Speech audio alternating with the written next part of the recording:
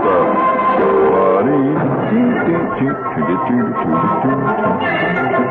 Listen, there's a fantastic field today in the monster business.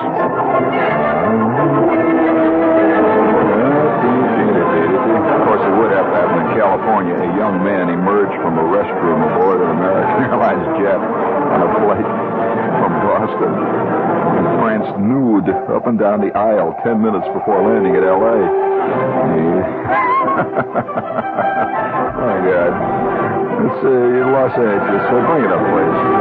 That's what did it to him. That's what did it to him. He took one look down there, you know, in that Cloudville cuckoo land. Flipped his cork, and next thing you know, he's running around in and out of the John.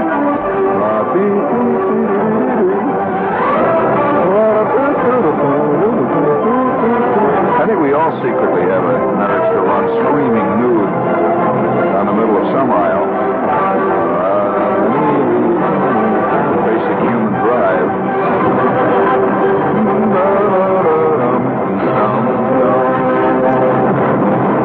Oh, I'll tell you, crime is taking a real evil turn. Now, you know, money is one thing. The guy stealing dough, the dough is just paper, after all, ultimately. But did you hear about the fantastic crime that just occurred? Well, it only occurred about 2 blocks from here. In fact, it was only about a week ago. It was really a dastardly crime. It's the only way I could describe it, dastardly. And it's a comment on our times, and it's a comment on a lot of stuff. Right down here, not more than 2 blocks away, there's a seafood restaurant. And this seafood restaurant, like a lot of them here in New York City, has in the window, the main window, they've got a tank with lobsters in it. You know, swimming around. You've seen those places, see? Well, everything was going fine. It was dinner time, and people having their little martinis and stuff. They're all sitting around the seafood joint there, and the waiters were rushing back and forth. And all of a sudden, out of the night, and through the swinging doors came this wino, drunker than a skunk. He rails in, you know, and he just reels in through the swinging doors, and without any hesitation, he just reaches out, see? Just reaches out with a fantastic quick move. And that's what got him, see, because he was drunk. He comes reeling out his hand, lashes out like a snake into the tank, and grabs a live lobster. And he just turns around and runs out the swinging door, and he takes off down 6th Avenue like a bat out of hell with all the waiters chasing him, trailing buns, salt shakers, yelling, "Stop, please, stop, stop!" The guy's running down the street with a lobster. Did you hear about that? Oh, yeah, what a scene right out of a Charlie Chaplin movie. Now he's crossing 6th Avenue. He's now nearing Radio City Music Hall. The crowds are screaming. He's running up the side of the building. He's carrying that great big foot. Hold it there. Thank you. Great. And he stole this lobster. Well, when I read that, I says, oh, you know, that is crime. Because let's face it, today, lobsters are rarer than dollar bills by any means. And it's a sad thing. And when I heard about that lobster rustler, that guy coming in out of the street, and, of course, overcome by insatiable hunger, he comes in out of the street, reeling, reaches out and into the tank, grabs and this is a live one, of course. He grabs a live lobster, and he takes off like a bat out of hell and runs down the street with a lobster. Now, I hope he got a good one, because there are little ones and big ones in them tanks. But the thing that hit me immediately, give me a little romantic music, please, if you will. I'm thinking about this lobster robbery. Now, a lot of lesser observers of the scene would probably just think that's one of those funny things that happen, you know, little funny kicker at the end of the news kind of thing. No, I'm going to take a different view, friends, fellow victims, fellow travelers on the yellow brick road of eternity in the 20th century. I'm going to take a different view. And my view is essentially this. This is the first overt example we have of a man stealing something which is rapidly going into the realm of true value. And I just think that the guy running in, and remember, he's running the risk of being caught for robbery, everything else, you know. And what does he steal? He does not steal cash. He doesn't come in and reach his hand into the till and run out with a bunch of dollar bills. He grabbed a lobster. Now, he must have thought about this. This was obviously a well-planned caper. He was a little drunk, but he knew what he was doing. Because first of all, he grabbed the lobster in the right place. I talked to one of the waiters. He says he knew about lobsters. You grab a lobster in the wrong place, you're going to know about it. I'll tell you that. This guy grabbed them right. He says he grabbed them right just perfect. He says, this guy was a good lobster man.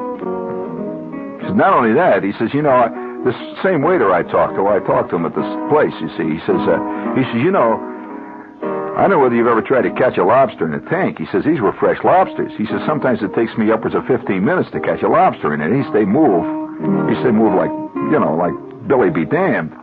This guy knew what he was doing. He says, he moved like a snake. He says, I never saw anything like it. He says, this guy could work here anytime he wanted. He said, he grabbed that lobster and he took off like a bird. And he said, as he ran down the street, he said, me and Sam and Aki, you know, we took out after him. And our towels flapping. We run down the street after him, and he said, you could see the feelers and the claws and all that stuff. He says, this guy's running. And he said, people looking at him. He says, some people hollered, stop thief. And he turned right at 49th Street. He says, we never did see him again. Probably got in the subway with it. Pretended it was his date or something. You know, he sat down in the subway with his lobster. Now, I'd like to point out something. This shows what the price of food is getting like in our country. You know? There's going to be a day when some guy's going to come right up to you. You're going to be sitting there in this restaurant eating a steak, see, which is going to cost you half of your next month's paycheck. You know, you'll be chewing away at it. You just get the knife and fork, and suddenly two masked bandits come out of the dark, grab a hold of your steak, and run. You're laughing, right? Well, you know that this has happened in other countries in times of inflation. That it's a historical fact that in at least one European country, in Germany, for example, in the 1920s, they had this fantastic inflation where if a guy wanted to go down and, you know, buy himself some hot dogs, you know, some frankfurters or something like that, it took a wheelbarrow full of dough. So money was nothing, you know. The frankfurters were everything. The money was nothing.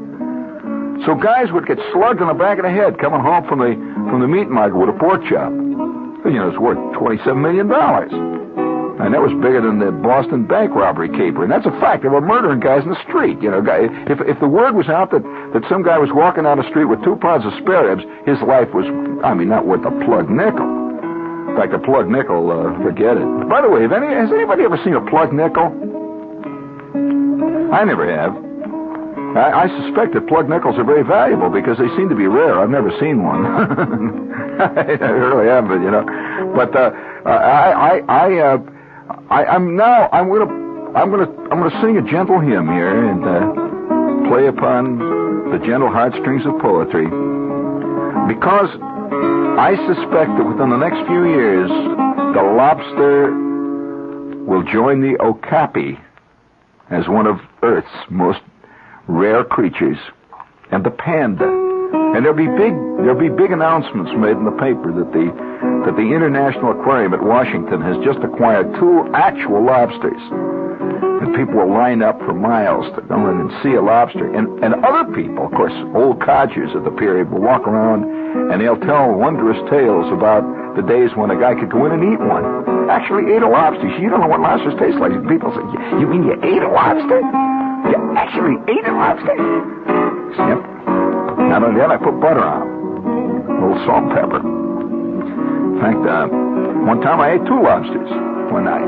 Just went in this place, got 2 lobsters. There's always to it. And people say, I can't believe it. Oh, come on, you must be 1,000 years old. But it's roughly like saying you ate a dinosaur. You should sit down there and, polish off a Tyrannosaurus Rex. Because the lobster, unfortunately, is joining that great band of animals that are quietly but sneakily departing the scene. And there will be a day when people, by the way, I suspect there will be a day when some museum, some far-off time, will acquire portion of an actual lobster shell. And it will confirm the suspicion that such a creature as the lobster once existed. It's like the dodo bird. Did you know that there is one stuffed dodo bird in the world? Yes. Indeed. Well, I'm sorry.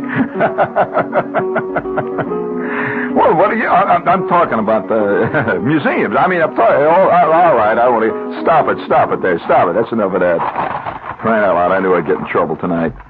But you know, I just think that the disappearance of the lobster really is a sad thing. It is. Because you're listening tonight to a dedicated lobster cuckoo. I really like lobsters. Do you? Oh yeah. I mean, you know, I've always said that if it's a great test. You take a chick into a place, and if she doesn't like lobster, there's a lot of other stuff she doesn't like. I would suggest that you make other arrangements quickly, because you're onto a bad scene. I mean, really are. And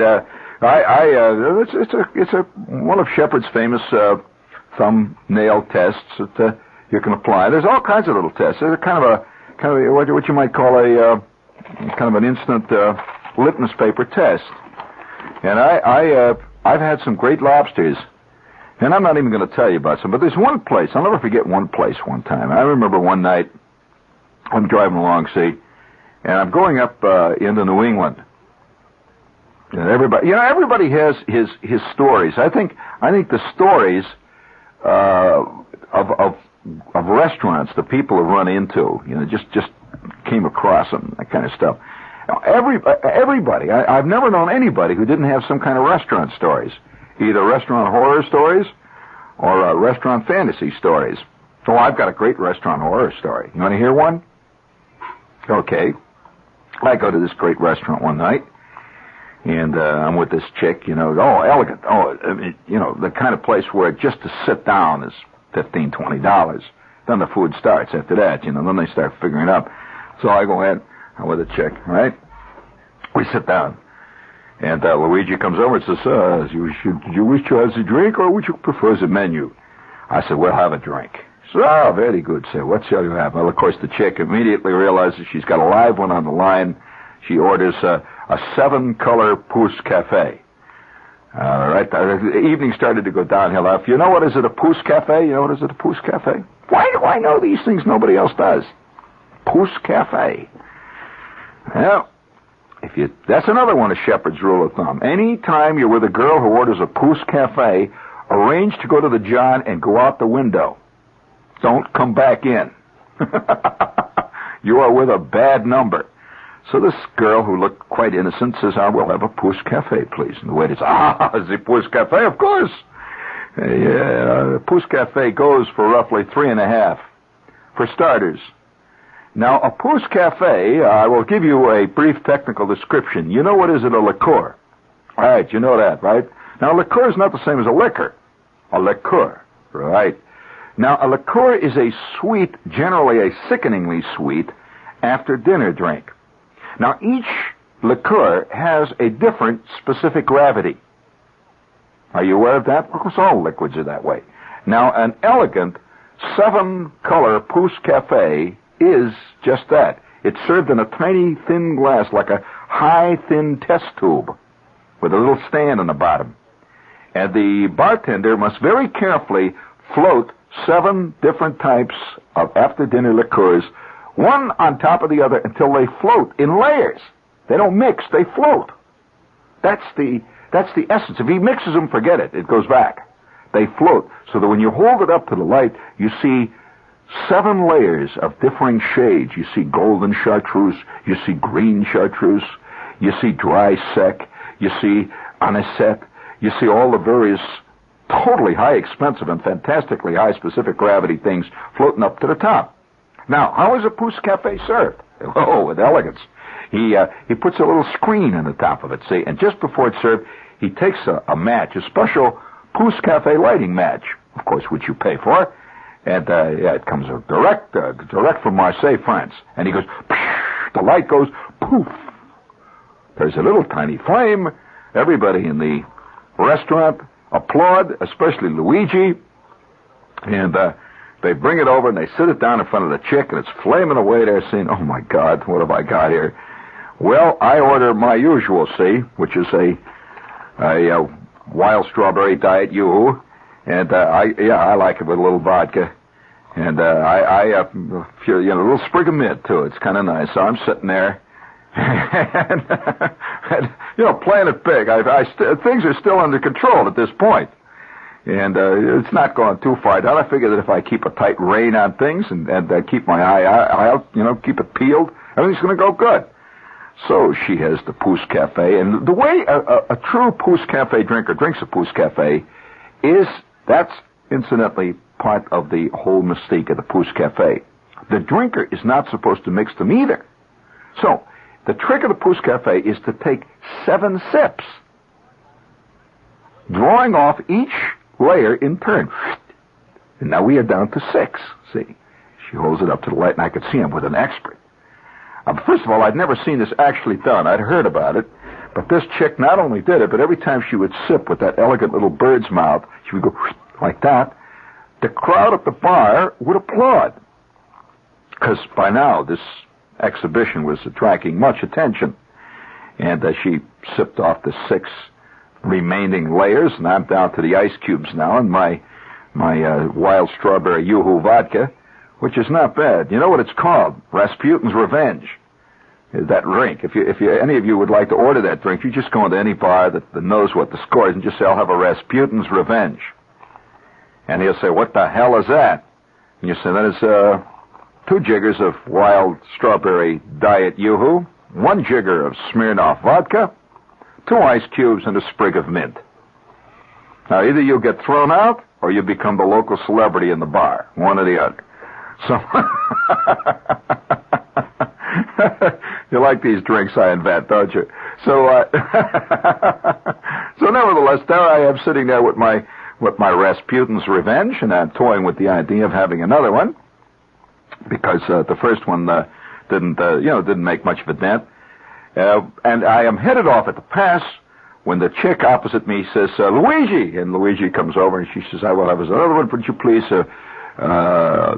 tell him to make it a double." A double?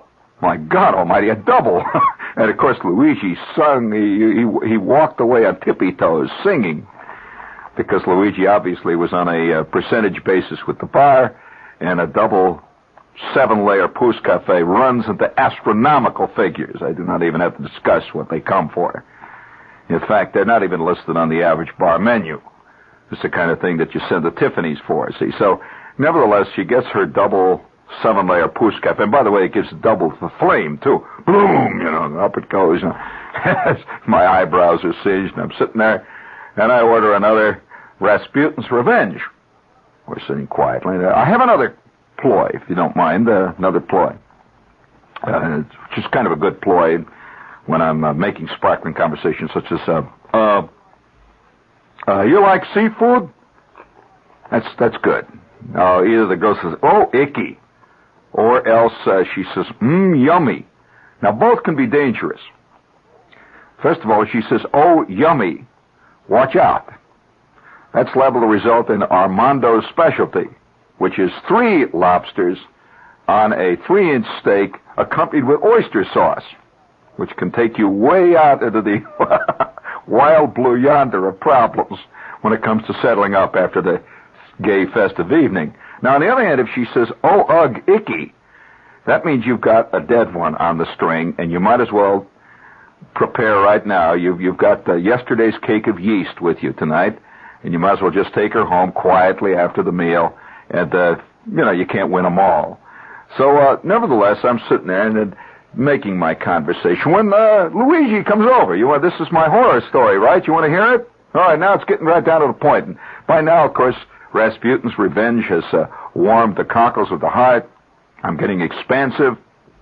The girl is now down around layer 5 on her second double Pousse-Café. Everything is under control. And, it's everything's looking kind of good. And I look over to my right, and I see this red wallpaper. And even that looked kind of good, you see, because Rasputins Revenge does that to you. It makes a lot of things look good. So, we're talking away there, and we're playing Kneesy, which is kind of fun. And Kneesy is played in most of these little French restaurants. They have these little tiny tables, about the size of a Yugoslavian stamp. And usually one or sometimes as many as 3 legs are cut at odd and random lengths. Now, the table then tends to tilt wildly from time to time. You've been in restaurants like that. The table constantly tilts. Now, I know why this is. I will not bring it up. But I have often, on occasion, gone into restaurants like this. You lean your elbow, the table tilts, and there goes your $2 drink on the floor. And for $2, you bring you another one. So those tables are very clever. They're good money makers. So I'm sitting there next to my little table there, being very careful. Now, when you play the game in these little tables, one of the great things about them is you can stick your knees under them, and the girls' knees stick under the tool. And since it's a very, very tiny table, your knees touch somewhat erotically. And that's called Kneesy. And you sit there and you keep saying, "Oh, am I bumping you?" See, of course you're bumping her. You can just see her face gets red every couple of minutes. So you're really bumping her. So you move back again. And it's kind of it's a little counterpoint to the excitement of drinking strawberry yoo-hoo. And it just, the whole evening was just getting greater and greater, see. And by now, this is the moment when it's at its most dangerous. Over in the corner, the entertainment begins. You thought you could get out before it started, but no. Because that means not only are you going to have to sit through that, because this is going to cause you to have to yell at her all the way through the meal now, but in addition to that, eventually the guy playing the violin will come over and stand by your table and play the violin in your ear, which is going to cost you $10. So I'm sitting there, and they had one of these cockamamie Dixie bands. There's a certain kind of chic place in town that thinks Dixie is chic, So this Dixie band starts to honk away over the corners. And they're honking away, seeing them sitting there. And I'm playing it real good, and I got my old Rasputins Revenge, and I keep swirling it with the swirler there, the swizzle stick. They had a swizzle stick, see, that was made in the form of the Leaning Tower of Pisa. See, kind of a neo-Italian French restaurant. And I'm swizzling away there, and I'm crushing the mint. I'm trying to look very romantic. With that, over comes Luigi. And Luigi says, your salad, sir. And he puts the salad down in front of the chick, and he puts one down in front of me. Well, I'm looking down at the salad, and I'm sipping away at Rasputins Revenge. Everything's going cool. The band is playing away there, and I might point out that very few things are more irritating to a good night eating than a Dixie band playing away. This is not the ideal dinner music. Do you agree with that? In fact, I'm making a point to never go near a place where there's Dixieland of any type being played. This is not my dish of tea. Nevertheless, we're here, you see. And they're honking away. And they usually wear those corny red and white striped shirts, that kind of thing, with the fake straw hats and all that, and they keep winking at you. And the guy with a trombone, keeps putting that tin derby over the front of it. He goes quack, quack, quack, quack. And everybody, so, they sit there and pound on glasses and stuff. So my knee is, it's getting nice and warm. Everything's working good. When all of a sudden, I glance down at this unbelievably expensive chef's salad, which is in front of my plate. I look down at it. Comes in one of these, actually it was a Florentine plastic bowl. And kind of nice. It had these Greek designs on the side. Now, I don't know how they mixed Florentine and Greek, but they did. So, and I look down there, and my salad, and I'm aware of some curious... Well, let's put it this way. We are creatures of habit, right? We are also creatures of instinct, which we rarely discuss. We are also creatures of environment. All three of those things combine to make the you so lovable. Which is the lovable you, which is the you that you have constantly been trying to change and find totally unable to do so. Because forces beyond which you have no control have molded you like a piece of silly putty into the foolish, cloddish mold that you now present to the world. Those three things, they, by the way, will appear on the Blue Book exam, I would suggest you make a note of those three things. Environment, put that down. A, environment. B, you ready for that? It's an instinct. Put that one down, see? All right, you like that one, huh? Environment, instinct. 3, heredity. Those are the 3 forces that have combined to make you the clod that you are, and you will not be able to escape them. So those 3 elements were at work on me. Now, what is the element of instinct? Let's examine each in its turn. Let's examine each in its turn. Let's take heredity. There's not a damn thing you can do about that. Heredity. If your father was a short, fat guy that lost his hair at the age of 9, well, the chances are you're going to be a short, fat guy that loses his hair at the age of 3. So, that's heredity. Right? Nothing you can do. Now, what about environment? Damn little you can do there, because you're trapped before you can fight. There you are, 6 months old, and you already got a bad environment. Now, the other thing, you may do something about it, you know, but not much. Instinct. All you can do is fight instinct. But there has been on record not one case ever of anyone winning the fight. In other words, the fight against your instincts is a losing fight, right? Have you ever tried to fight your instincts? Oh, no. Oh, wow. Oh, yeah. So I'm sitting there, and all of a sudden my instinct takes over. I sense something. The old jungle instinct of the jungle man. I sense something looking at me. I peer around, and I see it is looking at me for my salad. I raise carefully the leaf of lettuce, and I see 2 beady eyes peering at me from under the salad. I raise it a little higher, and I see it is about a 17-pound, gigantic, green, black-eyed, red-footed, mean-looking, angry caterpillar. He must have weighed, 6-7 pounds. And that little mother's looking right at me. Great big one. Now that's a problem. Instantly, instinct again takes over. Instantly, I am cold sober. Rasputins Revenge is gone. I look up at Luigi and I say, Luigi. And he says, oui, monsieur.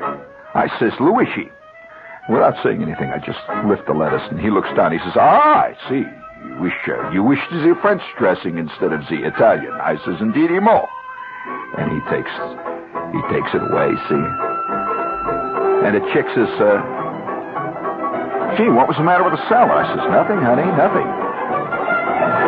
She says, can I have another drink? I says, go ahead, honey. I says, Luigi, another Pousse-Café was the lady. And I says, oh, by the way, Luigi, where is he, John? He says, out in the back. 12 minutes later, I'm running down the alley, making a left turn at 46th Street, without ever looking back.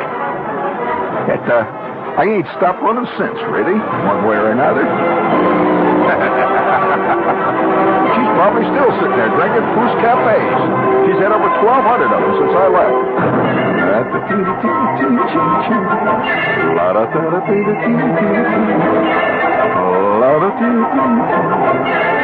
And that ends tonight's salute to Julia Child. Yes, Adventures in Eating comes to you every night at the same time, so be ready for all the excitement, all the fun. Yes, all the excitement and all the fun of truly exhilarating eating. Except here's the public service.